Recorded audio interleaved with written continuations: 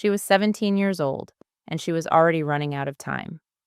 Maria Manuela of Portugal arrived in Salamanca in November 1543 with a trousseau fit for an empress and a body that had barely finished growing.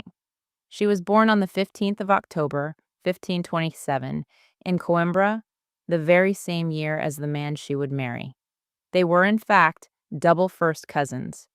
Their parents had traded children like chess pieces across the Iberian Peninsula, binding Portugal and Spain together through blood as much as through treaty.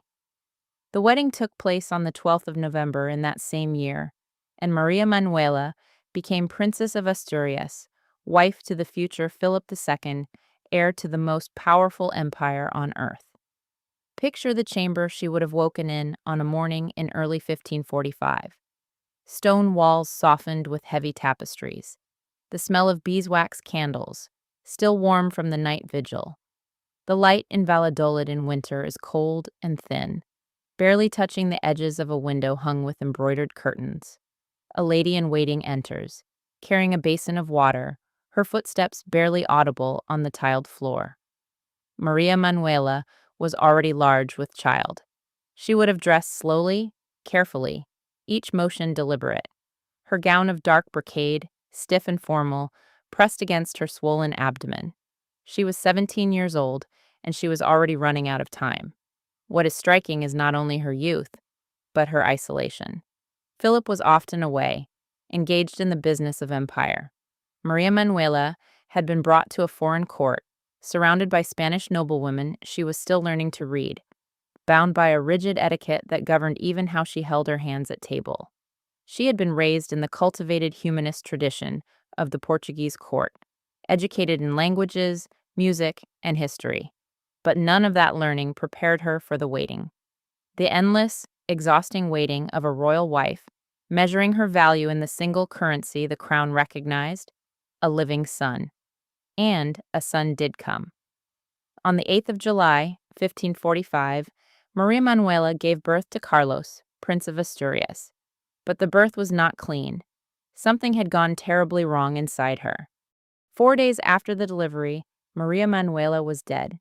She had been bled repeatedly, as was the custom, the doctors drawing blood from her veins in the belief that it would restore balance to her body. One observer wrote, with barely concealed horror, that one would say they had bled her to the last drop. The fever had taken hold. It was puerperal fever, almost certainly, the same silent killer that had stalked the childbed chambers of European queens for centuries. She had asked for extreme unction, the last rites of the Catholic Church, recognizing what the doctors around her refused to admit. She died between 4 and 5 in the afternoon, with what witnesses described as a tranquil and Christian end. She was 17 years old. She had been a wife for less than 2 years. Philip was said to be grieved, though contemporaries noted that outward demonstrations did not always reflect the depth of his feeling. The son she left behind, the infant Don Carlos, would grow into a deeply troubled young man, mentally unstable, physically deformed by generations of Habsburg inbreeding, eventually imprisoned by his own father. Maria Manuela had given her life to produce an heir who would never reign. The cruelty of that exchange is difficult to sit with. Think for a moment about what childbirth meant in the 16th century. There were no sterile instruments, no antibiotics, no understanding of infection.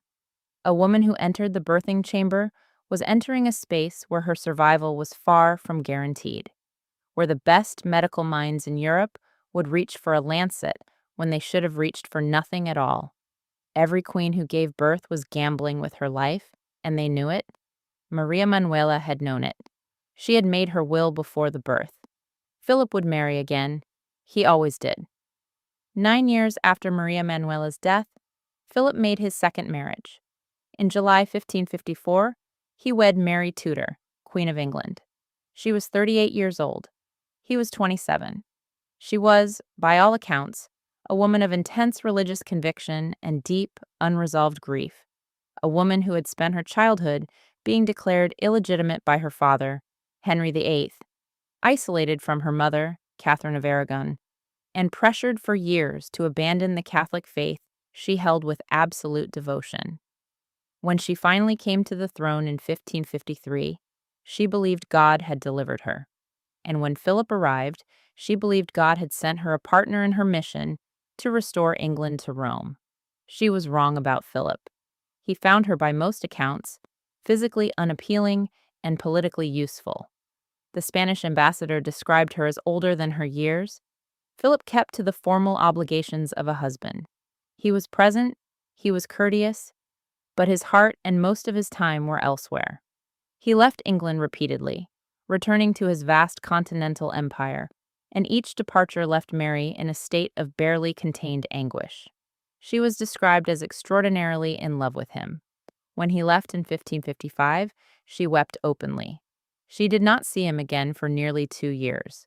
The cruelest blow came in the form of hope. In September 1554, Mary became convinced she was pregnant. The court celebrated. Her abdomen swelled, her menstruations ceased. She felt the movements she believed were those of a child. The royal nursery was prepared. Prayers were offered across England and Spain. And then, nothing. No child came. The weeks stretched past the expected date, and still nothing. The pregnancy dissolved into silence and humiliation.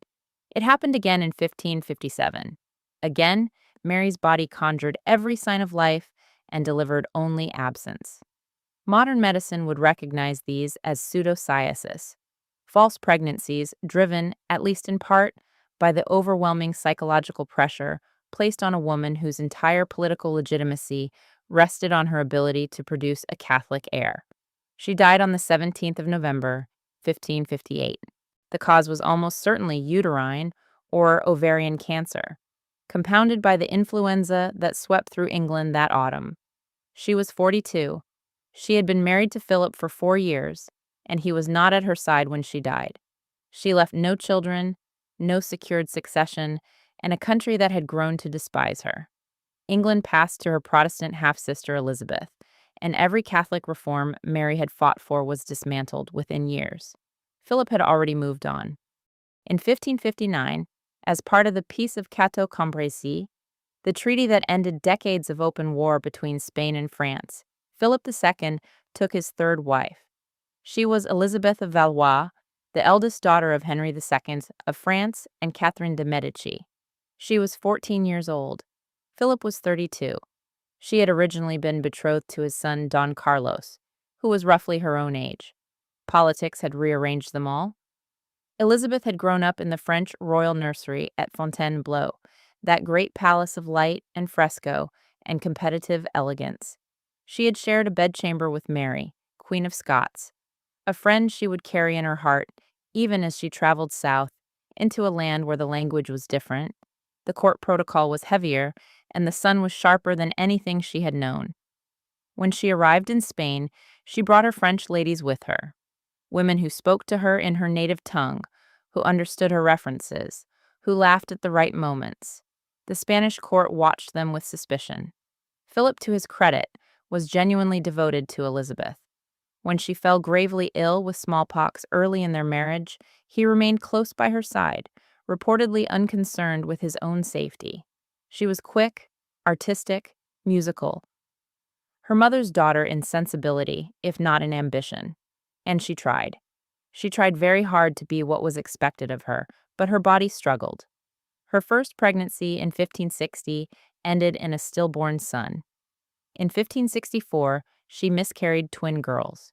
She gave birth to 2 daughters who survived, Isabella Clara Eugenia in August 1566 and Catherine Michelle in October 1567. And those 2 births must have felt like evidence that survival was possible. But in the spring of 1568, while still nursing what seemed a fragile recovery from months of illness, Elizabeth found herself pregnant again. She was plagued by severe vomiting and dizziness. She was bled by her doctors, which weakened her further. On the 3rd of October, 1568, at the royal palace of Aranjuez, she went into premature labor. She knew what was happening. She demanded that Philip be brought to her. When he arrived, she asked him to look after their 2 daughters. She told him she had long known she would not live a long life and had prayed constantly for her soul. She asked him to pray for her too, and Philip fell to his knees.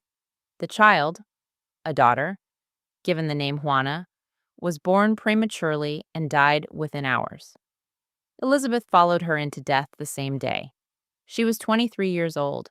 The year 1568 had already taken Don Carlos, Philip's imprisoned and tormented son. Now it took his queen as well. Two enormous losses in a single year. Philip's grief was real. Witnesses described him as devastated, but within 2 years, he would marry again.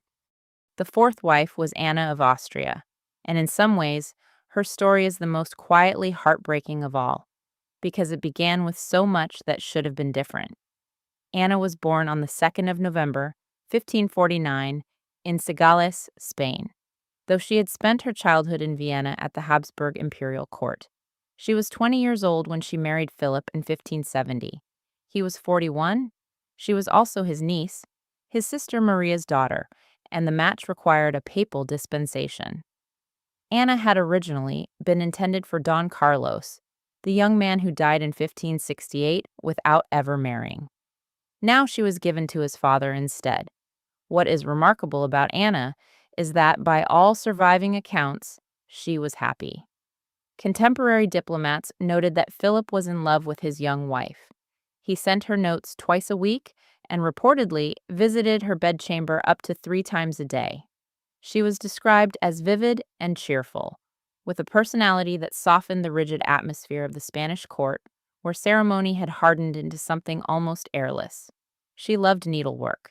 She was a good stepmother to Philip's surviving daughters. She laughed, apparently, which was noted as something worth remarking on. And she gave Philip what all the others had tried to give him: sons. The first, Ferdinand, arrived in December 1571, then Carlos Lorenzo in August 1573, then Diego in August 1575, then finally Philip in April 1578, the one who would survive, who would become Philip III. A daughter, Maria, was born in February 1580, 5 children in 10 years. 4 of the sons died before their father. Ferdinand died at 7, Carlos Lorenzo at barely 2 years old, Diego at 7. Only Philip survived childhood. Consider what that meant for Anna, not only as a queen, measured by her reproductive capacity, but as a mother who buried child after child in the stone vaults beneath El Escorial. The physical toll alone is staggering. 5 pregnancies in a decade, in an era where each one was a serious risk, with medical practices that offered bleeding, purging, and prayer as the primary interventions. And Anna watched her children die. She mourned them quietly, as women of her era were expected to do, with decorum, with faith, without excessive public display. In 1580, Philip claimed the throne of Portugal, and the royal court traveled to Badajoz, near the Portuguese border. The climate there was harsh. An influenza epidemic moved through the entourage. Anna was 30 years old, 8 months past the birth of her last child. The flu found her and would not let go. On the 26th of October, 1580, Anna of Austria died in Badajoz. She was buried there and later moved to El Escorial to join the others. Philip outlived all 4 of his wives. He died in 1598, at the age of 71, in the stone rooms of El Escorial, surrounded by the relics he had spent a lifetime collecting. 4 women had passed through his life, each one carrying the immense weight of dynastic expectation, each one consumed in some measure by that burden. Maria Manuela, dead at 17 from childbirth fever. Mary Tudor, dead at 42 from cancer and heartbreak. Elisabeth of Valois, dead at 23 in premature labor. Anna of Austria, dead at 30 from influenza, with 3 of her 4 sons already in the ground. What these women shared was not misfortune exactly, though misfortune found them all. What they shared was the particular reality of being female in a royal household of the 16th century. That your body was a political instrument, that your grief was expected to be private, that your education and intelligence and individuality were secondary to your ability to produce a living heir, and that the medical care available to you in your most vulnerable moments was often more dangerous than the illness itself. They were not passive, they were not silent. They prayed, they negotiated, they mothered, they wept, they endured. But the structure they lived inside gave them almost no room to move. What strikes us, looking back across these 4 lives, is how little the essential calculation changed. A woman's body as a vessel, a woman's suffering as a private matter, a woman's death in childbirth as a regrettable but expected cost. That calculation took centuries to begin to shift, and in many places it has not shifted enough. Maria Manuela, Mary, Elisabeth, Anna. 4 women who entered the same palace by different doors, who each tried to survive a world that was never designed with their survival in mind. Their names are carved in stone at El Escorial. That is something, but they deserved more than stone. If there is another moment in women's history you would like to see reconstructed, another room, another century, another life, leave it in the comments below. These stories deserve to be told.